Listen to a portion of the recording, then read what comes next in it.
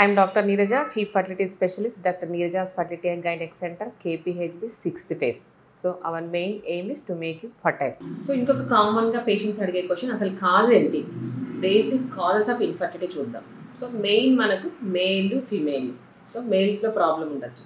మేల్స్లో ఉండే కాజెస్ మనకు 30% and female causes, female infertility ఒక 30%. బోత్ మేల్స్లోనో ఫీమేల్స్లోనో ఉండొచ్చు, అదొక 20 to 30%.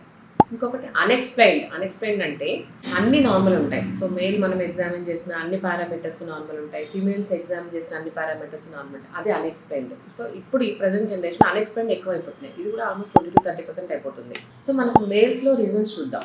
సో మేల్స్లో మెయిన్ మనకు సెమన్ అనాలిసిస్ చేసినప్పుడు కౌంట్లో ఏదైనా ప్రాబ్లం ఉంటే leads to infertility. So count తక్కువ ఉండడము, వాల్యూమ్ తక్కువ ఉండడము, అబ్నార్మల్ స్పర్మ్స్ అంటే డిఎన్ఏ ఫ్రాగ్మెంటేషన్ ఉన్న స్పర్మ్స్ ఎక్కువ ఉండడము, మార్ఫాలజీ అబ్నార్మల్ ఉండడం. సో ఇవన్నీ పారామీటర్స్ అబ్నార్మల్ ఉంటే మనకు they present with infertility. And ఫిమేల్స్లో ఎక్కువ మనకు రీజన్స్ ఎక్కువ ఉంటాయండి. ఫిమేల్స్లో మనకు అనాటమీ చూస్తే, సో ఫిమేల్స్లో మెయిన్ ఇది గర్భసంచి, సో ఇవి ట్యూబ్స్, ఇది ఓవరీస్, సో మనకు ఇది సర్విక్స్, గర్భసంచి బూటి అంటారు, అండ్ ఇది వెజినా అంటారు. సో ఇవన్నీ మనకు ప్రైవేట్ పార్ట్స్ అనమాట, లేడీస్కి రీప్రొడక్టివ్ ఆర్గాన్స్ అంటాం. సో ఈ పార్ట్స్లో మనకి ఎక్కడ ప్రాబ్లం ఉన్నా కూడా మనకు వాళ్ళు ఇన్ఫర్టిలిటీతో ప్రజెంట్ అవ్వచ్చు. కొన్ని కాజెస్ చూద్దాం. అసలు మనకు ఈ ఫీమేల్ రీప్రొడక్టివ్ ఆర్గాన్స్ తీసుకుంటే ఏమేమి ప్రాబ్లమ్స్ కామన్గా ఫీమేల్స్ ప్రజెంట్ అవుతారు చూద్దాం. సో ఇది గర్భసంచి ఉంది కదండి, ఈ గర్భసంచిలో ఫైబ్రాయిడ్స్ అంటారు, కణితి అంటారు. ఈ ఫైబ్రాయిడ్స్ వల్ల కూడా ఇన్ఫర్టిలిటీ రావచ్చు. ఇది మనకు లోపల లేయర్, లోపల పొర, గర్భసంచి లోపల పొర. ఒకవేళ దీంట్లో ఏదైనా ప్రాబ్లం ఉన్నా, ఇన్ఫెక్షన్ ఉన్నా, లేకపోతే పాలిప్స్, ఇవి సాఫ్ట్ ట్యూమర్స్ అంటారు, ఈ పాలిప్స్ ఉన్నా, లేకపోతే ఇక్కడ ఏదైనా ఫైబ్రాయిడ్స్ ఉన్నా కూడా వీటి వల్ల కూడా ఇన్ఫర్టిలిటీ రావచ్చు. ఒకవేళ ఎండోమెట్రియోసిస్, అడినోమయోసిస్ అంటాం, అది హార్మోనల్ ఇంబ్యాలెన్స్ వల్ల వస్తుంది. సో దానివల్ల కూడా మనకు ఇన్ఫర్టిలిటీ రావచ్చు. ఇంకొకటి ట్యూబ్స్. సో ట్యూబ్స్ మనకు మెయిన్ మీటింగ్ పాయింట్. మనకు ఓవులేషన్ జరిగిన తర్వాత ఎగ్ అనేది ఓవరీ నుంచి ట్యూబ్స్ గుండా ఎంటర్ అవుతుంది. సో అదే సమయంలో ఇంటర్ కోర్స్ ప్లాన్ చేస్తే సెమన్లో ఉండే స్పర్మ్స్ వెజైనా ద్వారా అవి స్విమ్ చేస్తా ట్యూబ్స్లో గుండా ఎంటర్ అయ్యి ఎగ్ రీచ్ అవుతాయి. సో ఫర్టిలైజేషన్ అంతా మనకు మెయిన్ ఫలదీకరణ అంతా జరిగేది ట్యూబ్స్లో, కాబట్టి ట్యూబ్స్ ఓపెన్ ఉండాలి. ఒకవేళ ఏదైనా ఇన్ఫెక్షన్ వల్ల ఏదైనా ట్యూబ్స్ బ్లాక్ అయినా, ఏదైనా సర్జరీస్ వల్ల ట్యూబ్స్ బ్లాక్ అయినా, లేకపోతే ఎండోమెట్రోసిస్ ప్రాబ్లం వల్ల ట్యూబ్స్ బ్లాక్ అయినా కూడా వాళ్ళు ఇన్ఫర్టిలిటీగా ప్రజెంట్ అవుతారు. కొంతమంది ఇన్ఫెక్షన్ వల్ల ట్యూబ్స్ స్వెల్ అవ్వడం జరుగుతుంది, డ్యామేజ్ అవ్వడం జరుగుతుంది, అడహెషన్స్ వచ్చేస్తాయి, దానివల్ల ఉన్నా కూడా పేషెంట్స్ ఇన్ఫర్టిలిటీగా ప్రజెంట్ అవుతారు. నెక్స్ట్ మోస్ట్ ఇంపార్టెంట్ ఓవరీస్ అనమాట.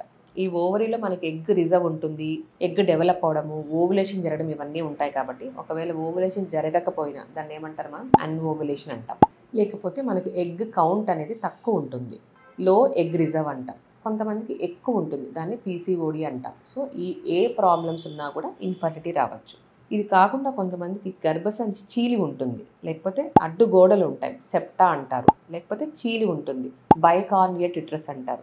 సో దీంట్లో మనకు పుట్టేటప్పుడే గర్భసంచి ఏర్పడే సమయంలోనే ఈ అవయవ లోపాలు ఏదన్నా ఉన్నా కూడా ప్రెగ్నెన్సీ రావడం కష్టమవుతుంది.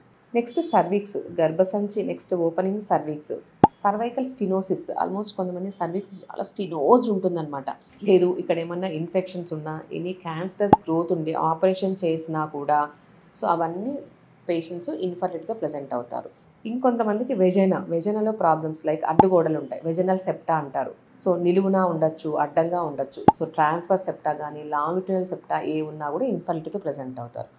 ఇంకొంతమందికి ఇక్కడ హైమన్, రిజిడ్ హైమన్ అంటారు. సో ఆల్మోస్ట్ రిజిడ్ హైమన్ వల్ల వాళ్ళు ఇంటర్కోర్స్ సరిగా చేసుకోలేకపోవడము, డిస్పెరోనియా, చేసేటప్పుడు పెయిన్ రావడము, సో అలా ప్రజెంట్ అవుతారు. సో ఇక్కడ ఏం ప్రాబ్లమ్స్ ఉన్నా కూడా వాళ్ళు ఇన్ఫర్టిలిటీతో ప్రజెంట్ అవుతారు. సో ఇవన్నీ రీజన్స్ ఇన్ ఫీమేల్. సో మనం చెప్పుకున్నట్టు ఫీమేల్స్లో మల్టిపుల్ కాజెస్ ఉన్నాయి. ఫీమేల్ ఇన్ఫర్టిలిటీ, మేల్లో causes and unexplained. So male evaluate చేసిన తర్వాత, ఫీమేల్ ఎవాల్యుయేట్ చేసిన తర్వాత అన్నీ నార్మల్ ఉంటే మనం అన్ఎక్స్ప్లెయిన్డ్ అంటాం. ఇంకొకటి బోత్. సో మేల్స్లోన ఫీమేల్స్లోన ఇద్దరిలోనే ప్రాబ్లం ఉంటే causes in both male and female అంటాం. సో ఇవన్నీ general causes for infertility. Thank you.